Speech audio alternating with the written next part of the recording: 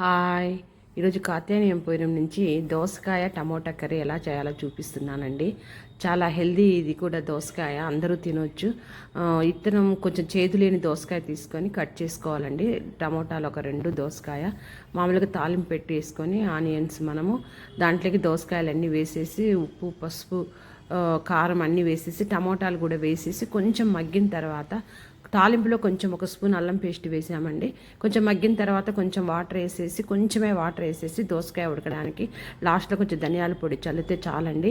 చాలా టేస్టీగా ఉంటుంది ఈ కర్రీ. రైస్లోకి కానీ రోటీలోకి కానీ బాగుంటుంది. ఇందులో చాలా వైటమిన్స్ ఉంటాయి, మినరల్స్ ఉంటాయండి. మనకు దోసకాయలో 95% వాటర్ శాతం ఉంటుంది. ఇది చాలా మంచిది, మనం తినొచ్చింది. ఇందులో సి విటమిన్ కూడా ఉంటుందండి దోసకాయలో. చాలా టేస్టీగా ఉంటుంది, హెల్తీగా ఉంటుందండి. అందరూ తినొచ్చు ఈ దోసకాయ కూరను. ఒకసారి ట్రై చేసి చూడండి. నా వీడియోస్ లైక్ చేయండి, షేర్ చేయండి, సబ్స్క్రైబ్ చేయండి.